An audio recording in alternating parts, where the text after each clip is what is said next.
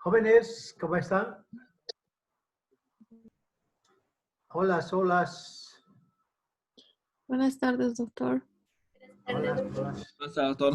Buenas tardes, doctor. Un favor, hay que registrarse en el chat. El chat es para la asistencia. No se descuide. Ya, regístrense en el chat.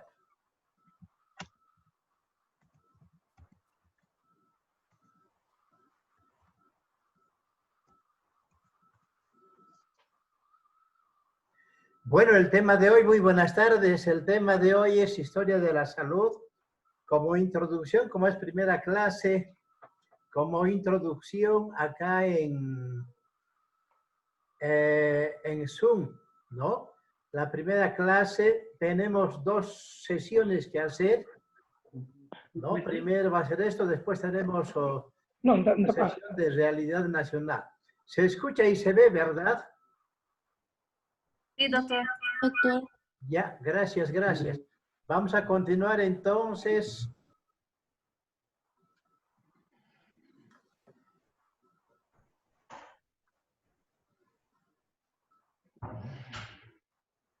Bien, en generalidades sabemos que la OMS tiene su Olha concepto. só.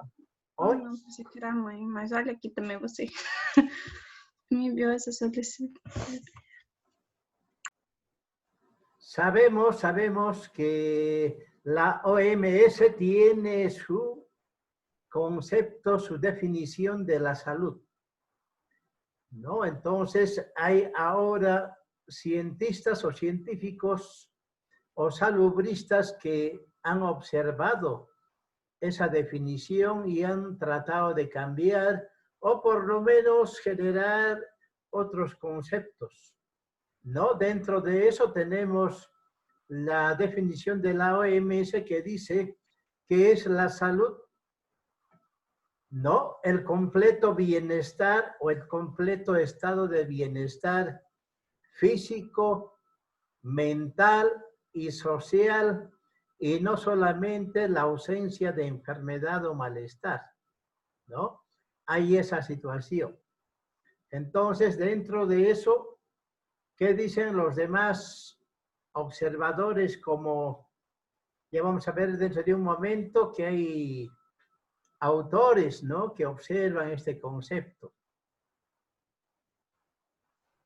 En realidad, la OMS acoge más o menos a más de 180 países que cada año se reúnen, ¿no? Y la mayoría opta por la política de salud de la OMS. Es decir, lo que la OMS indica, eso se respeta, ¿no? Se respeta y se declara, y de eso se hace la información, educación, comunicación y capacitación. Entonces, muchos países lo aceptan y dicen que esta definición tiene 2 características importantes. La primera es que la salud deja de ser definida como lo opuesto a la enfermedad y tampoco se habla de normalidad. Cuando estamos en aula, yo pregunto quiénes están enfermos, ¿no? A veces nadie levanta la mano. ¿Y qué es lo que está pasando? Lo que pasa es de que hay algunos que tienen lentes de aumento. ¿Estarán enfermos? Son enfermos, ¿verdad? Entonces, ellos tienen de alguna manera una limitación, una incapacidad de ver, puede ser miopía o hipermetropía, pero igualmente tienen una, vamos a decir, una característica de patología. Y no levantaron la mano, piensan que son normales. No es normalidad. Igualmente, algunos de nosotros que aparentemente estamos sanos, podríamos tener cálculos en la vesícula o en el riñón, ¿no? Y eso también es patología. Es colelitiasis. Litiasis son piedras.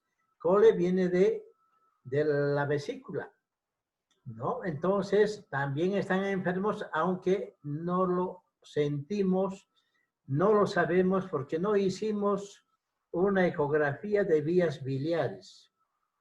O un cálculo renal también puede ser igual. Y lo peor, ¿no? cosas mentales, cosas espirituales, cosas psicológicas, como ahora con este problema del coronavirus, ¿no? ¿Quién no está libre, digamos, o quién está libre de enfermar? Nadie. Ya nos ha tocado a nuestros parientes, por lo menos fallecieron 3 primos míos, un sobrino en Buenos Aires y los primos acá, ¿no? Acá fallecieron por no ir pronto al hospital o por descuidarse un poquito en creer que estaban enfermos. Entonces ha pasado eso. Ahora 2 colegas también han fallecido y compañeros de curso también están enfermos en terapia intensiva y eso preocupa. Causa estrés, causa, vamos a decir, depresión, ¿no? Entonces también eso nos afecta a nosotros. Hay ese tipo de situaciones. Dice que el estado normal es aquel que con el que estamos habituados y que es diferente de un buen estado de salud, ¿no? Así que la definición de la OMS implica un enfoque positivo de la salud. Si bien decimos que estamos normal, puede ser psicológicamente estamos bien, pero por atrás podemos tener cáncer, podemos tener chagas, podemos tener VIH, ¿no? Podemos tener cálculos biliares, cálculos renales o algún otro problema, ¿no? O podemos decir megaesófago, megacolon, podemos tener también, y no lo sabemos porque no tenemos signos ni síntomas. Hay ese tipo de situación también. Entonces, acá la segunda característica importante es que integra lo físico, lo mental y lo social. Lo físico, lo mental y lo social. Que también de alguna manera va a afectar a nuestro organismo físicamente. Lo mental ya habíamos indicado, ¿no? El estrés, la depresión.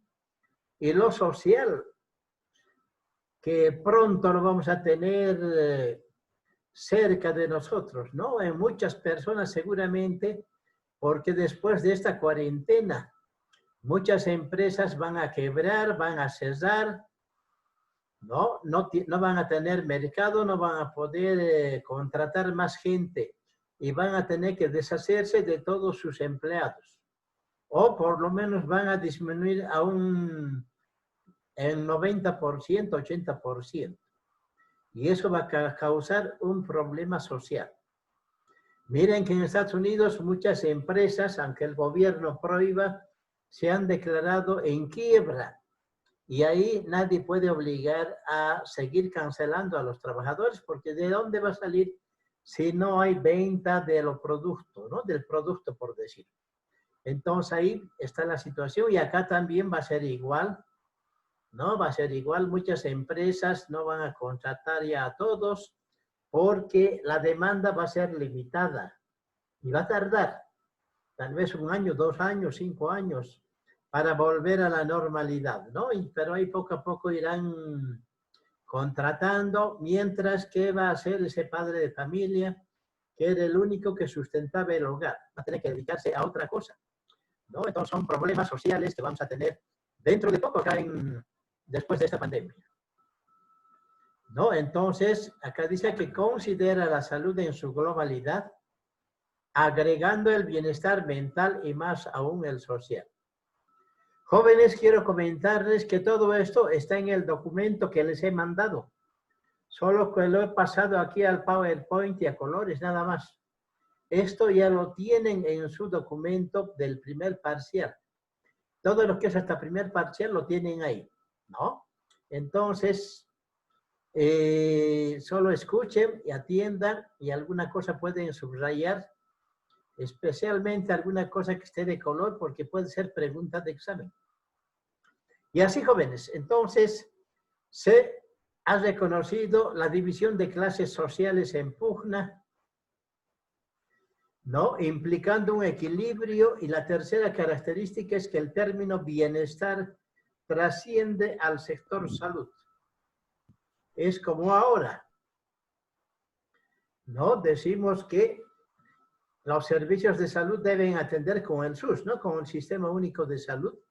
Deben atender en forma gratuita a todas las personas de la nación. No a los extranjeros. Sé que con Argentina ya hicieron convenio y van a atender a los argentinos acá. Porque en Argentina atienden gratis a los bolivianos. Pasa lo mismo con Brasil. Lo que va a faltar yo creo que es otro convenio, igual que el de Argentina. Y no sé cómo será en Chile, en Perú. Van a tener que hacer convenios con otros países que atienden gratuitamente a nuestros ciudadanos bolivianos, ¿no? Y continuando esa definición denominada clásica, sirve como propuesta por 3 décadas, pero se ha considerado que es estática, imprecisa y subjetiva, ¿no? Estamos hablando del concepto de la OMS que poco a poco se quiere cambiar. Entonces, la etapa bien definida y avanzada en el tratamiento de la salud y la enfermedad es aún la definición más universalmente aceptada de salud. Es decir, poco a poco el SUS, el Sistema Único de Salud, está fortaleciéndose, ¿no? Lamentablemente, la gobernación anterior, el gobierno anterior, más se preocupó de canchas deportivas y no de hospitales. Y ahora estamos sintiendo que las canchas deportivas no eran tan importantes que los centros de salud. Y nuestros centros de salud están lamentablemente con mala infraestructura y están también, ¿no? Están también con falta de recurso humano y falta de insumos o material también. Estamos en ese nivel. En este sentido, está funcionando el SUS, pero limitadamente, ¿no? Limitadamente.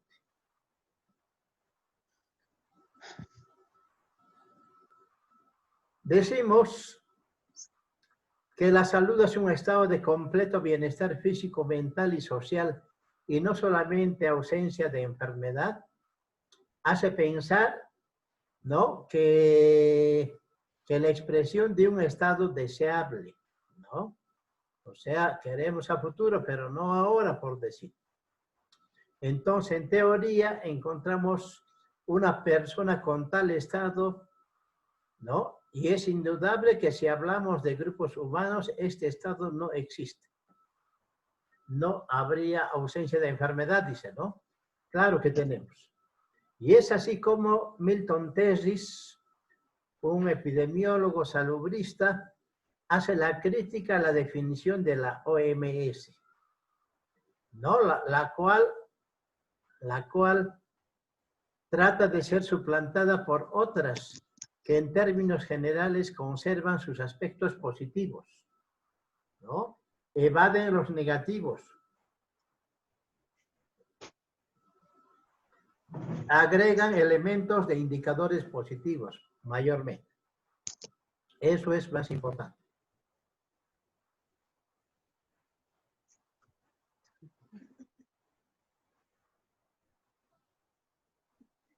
Luego tenemos, ¿dónde estamos? ¿Dónde estamos?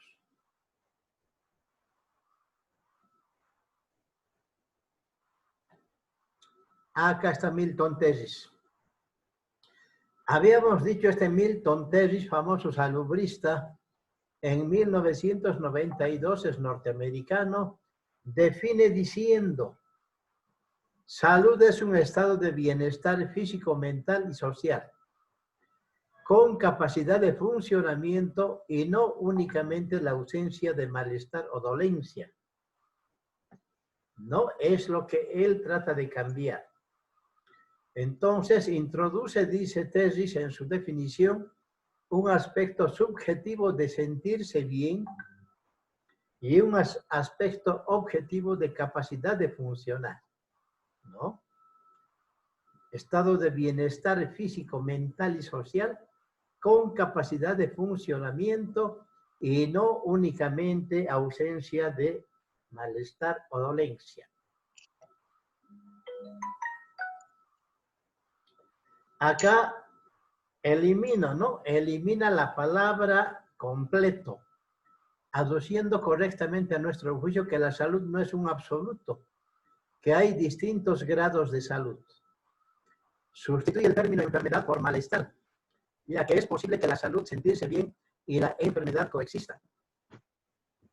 En VIH, por ejemplo, y tal vez en COVID también, en VIH, cuando uno tiene el VIH positivo, es una persona, es un portador sano, es un infectado que puede transmitir, ¿no?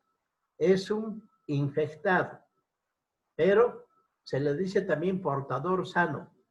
¿Por qué? Porque no tiene patología, digamos. Es cierto que está infectado, ¿no? Pero no tiene signos ni síntomas. Cuando ya aparecen signos, síntomas, ahí sí se le considera que es una persona con SIDA, con síndrome de inmunodeficiencia adquirida, ¿no? Que ya tiene signos, síntomas. Antes es solo infectado. De ahí que se ha visto que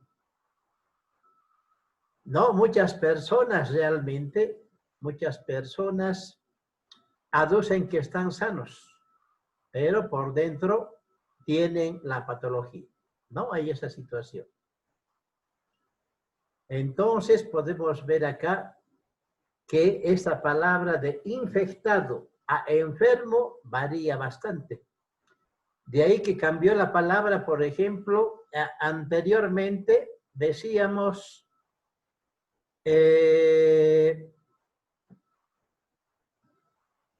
enfermedad de transmisión sexual o enfermedades de transmisión sexual. Ahora se ha quitado eso del término médico y se ha cambiado, ¿por qué? Por infecciones de transmisión sexual. Infecciones de transmisión sexual, ¿no?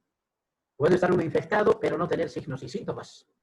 Tener signos y síntomas le hace el hecho de estar enfermo, ¿no? Entonces hay que diferenciar eso también.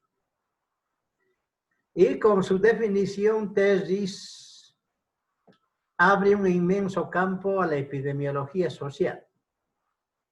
Epidemiología social, ¿no? Porque también es lo social el que causa el problema. Y a la posibilidad de la evaluación del rendimiento laboral o escolar del ser humano, ¿no? Podemos decir si un padre tiene un buen trabajo, un buen ingreso, lógicamente la salud de sus hijos, de su esposa va a estar bien, porque tienen para invertir en salud, en educación y en otros menesteres también. Pero si el papá o el jefe de familia no tiene ningún ingreso, lo retiraron del trabajo, ahí empieza la depresión y el papá no puede encontrar trabajo y los hijos que esperan el pan del día y la madre va a tener que trabajar, los hijos mayores también, o al final hay problemas sociales, ¿no? Como el padre se dedica al alcoholismo, por ejemplo, ¿no? O escapa de la casa y deja abandonado a la mujer y a sus hijos, ¿no? A su suerte, por decir. Entonces, todas estas cosas implican un malestar social, una epidemiología social negativa, ¿no? Entonces, a eso se refiere. Entonces, esta definición surgió de la línea de razonamiento sobre la correlación de aspectos subjetivos y objetivos con la salud y enfermedad humana. Se considera una definición operativa, ya que para muchos estar en buena salud es equivalente a sentirse bien, o sea, tener bienestar, tener capacidad de funcionamiento, poder trabajar, relacionarse en pleno goce, ¿no? el poder trabajar, uno se siente satisfecho, mayor aún si trabaja en lo que le gusta o en su formación profesional, ¿no? Hemos visto muchos profesionales que trabajan en otros rubros. Yo vi en el hospital, por ejemplo, arquitectos trabajando como estadísticos, ¿no? O a veces también, como algunos dicen, algunos médicos también trabajando como taxistas. ¿Qué es lo que está pasando, no? No hay la capacidad de relacionamiento y capacidad de sobrellevar una situación. De ahí de las satisfacciones que proporciona la vida en la comunidad, serán buenas o serán malas, en función a los ingresos que tiene una persona. Eso es claro. ¿Qué es la medicina preventiva? Tenemos acá la medicina preventiva, la medicina asistencial y la medicina social. Vamos a dar una definición de cada una de ellas y de qué se ocupa también.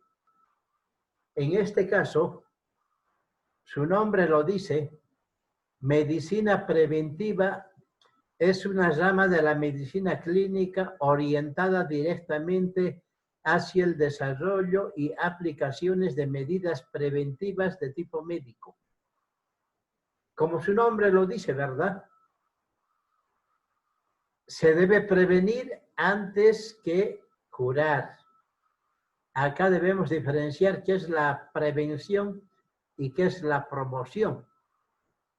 La promoción es más que todo dar a la población sobre cualquier patología, dar la información, la educación, la comunicación y, ¿por qué no, si se pudiera, la capacitación también?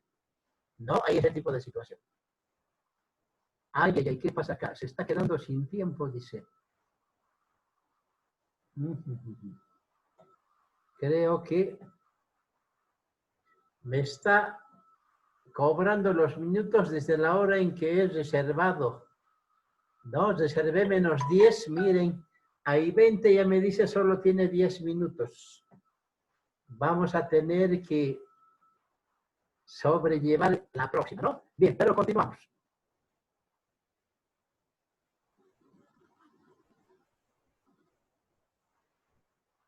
Decíamos entonces, la promoción es la información, educación, comunicación. Luego viene la prevención, ya es la aplicación de una medida preventiva. Por ejemplo, si yo hablo en la promoción, si hablo de la rabia canina, digo que la rabia canina está aumentando en Cochabamba, es un riesgo que los perros mueran al 100%, los enfermos, y los perros que han mordido a las personas van a infectar y va a haber muerte humana también por rabia humana, ¿no? Y decimos que deben vacunar a sus cachorros o a sus perros para evitar este tipo de patologías. Al día siguiente hacemos una campaña de vacunación y todos esos perros, cachorros que fueron vacunados no van a ser portadores ni van a infectar a las personas porque la vacuna los va a proteger. Entonces, 1 año se garantiza de que el perro no va a llevar la enfermedad a la casa. ¿Qué es lo que pasa en este sentido? Hemos visto que hay perros callejeros y perros vagabundos. ¿Alguien podría decirme la diferencia entre un perro callejero y un perro vagabundo? A ver, tienen 2 minutos. Doctor, ¿no sería que el perro callejero vive en la calle y el perro vagabundo está desorientado y puede que la calle no sea su hogar y pueda tener una casa? ¿Y cuál sería el perro que vive en la casa? El doméstico.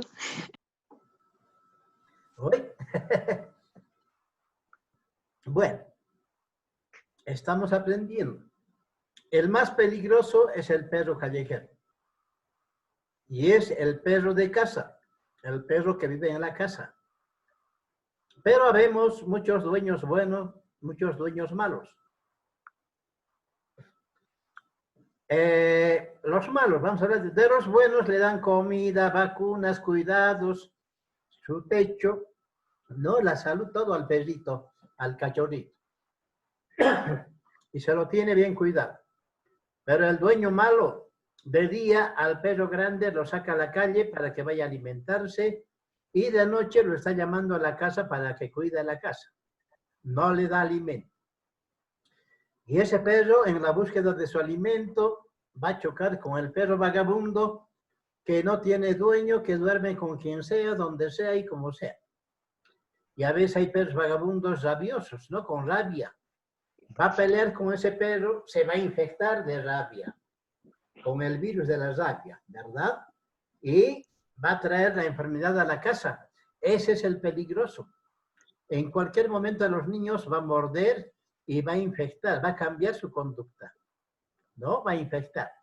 Entonces, ahí vemos que la prevención es la vacunación al cachorro y la promoción, hablar a la gente o a la población sobre los riesgos que puede traer la rabia.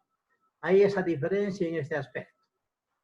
Pasamos a la medicina asistencial o medicina tradicional. Acá hablamos que se asistía al enfermo moral, médica y materialmente. Algunos autores refieren incluso al antiguo carácter curativo de la medicina. Como dice su nombre también, es una medicina asistencialista, ¿no? Va una persona con herida en cualquier lugar del cuerpo, ¿qué va a hacer en el centro médico? Le van a curar esa herida, ¿no? Van a curar. Le darán antibióticos, analgésicos más seguramente, y le dirán que vuelva a su curación hasta que quede sano. O el paciente va a un consultorio, recibe la atención y va a salir con su receta, con tal vez órdenes de laboratorio y tal vez solicitud de medicamentos de la farmacia, ¿no? Esa es la medicina asistencial. La medicina social, acá hablamos que nació en el siglo XIX y habla de los factores sociales que influyen sobre la salud o sobre la aparición de la enfermedad. También se le llama sociología médica. Y tenemos acá que Guérin, franceses y Virchow fueron los primeros que usaron este término de medicina social o sociología médica. Y según la OMS, en 1972, la medicina social se ocupa de la satisfacción de la demanda de todo lo relativo a los diversos servicios de salud, indica, de la participación del público en los programas de salud y de la eficacia y de la competencia, ¿no? De la eficacia, de la competencia del servicio de salud. Para mí es un, vamos a decir, es un concepto de calidad también. ¿Qué es la calidad? Satisfacción. Si yo preguntase a ustedes, ¿están ustedes satisfechos con su universidad? Y me dicen que sí, voy a suponer que su universidad tiene buena calidad, en todo sentido. En sentido de infraestructura, en sentido de docencia, en sentido de estudiantado, beneficios para el estudiantado, y en sentido de buen contenido mínimo de las materias, por decir, ¿no? Hay todo ese tipo que se cataloga o se califica para ser una universidad catalogada o aprobada por el Mercosur. Entonces, si hay satisfacción, excelente. O pongo otro ejemplito. Si un paciente llega a un servicio de salud a consultar de un daño abdominal, por decir, le atiende bien el médico, pero no tiene ningún equipo allá, le pedirá una radiografía, una ecografía, laboratorio, y el paciente saldrá de allá maguado o insatisfecho porque tiene que ir a, no sé, a otro lado a hacerse sacar rayos X, a otro lugar a hacerse sacar el laboratorio y así, ¿no? Pero si va a un centro de salud donde hay todo el equipamiento, va a salir ya con su laboratorio, con resultados de laboratorio, con un buen diagnóstico, con sus medicamentos, porque hay farmacia también ahí, con sus medicamentos y solo con la orden de volver en 2 o 5 días a su control para ver si ha mejorado o no. ¿No? Entonces, ese centro de salud último tiene calidad o tiene satisfacción también. Está todo completo. Bien, dicho todo eso, vamos a pasar a otro concepto importante, funciones de la salud pública. Pero antes, dice, para que una patología sea considerada un problema de salud pública, debe tener las siguientes características. Vean en colorcitos, pregunta de examen. Debe tener magnitud, que hay mayor número de casos o de personas enfermas. Debe tener trascendencia, que la patología debe ser de carácter intercontinental, ¿no? Caso COVID-19, por ejemplo. Rabia, VIH, ¿no? Es una pandemia, o son pandemias, porque se dan casos a nivel intercontinental. Ahí ya vamos a ver seguramente que es un brote, que es epidemia, que es endemia y que es pandemia, ¿no? Ya lo demás son cosas menores. La vulnerabilidad, que la patología no debe ser vulnerable a ningún medicamento, como el COVID-19. Hay la pugna todavía de medicamentos que van a usar, otros por ser autorizados, otros por no ser autorizados, ¿no? Por falta de estudios científicos, no se avalan. No hay un medicamento a nivel mundial que diga